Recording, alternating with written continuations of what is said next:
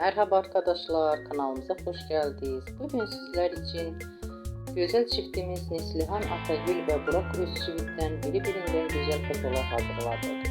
Neslihan Atagül Karasevda, Yaprak Dökümü ve Fatih Harbi dizilerinde meşhur olmuşlar.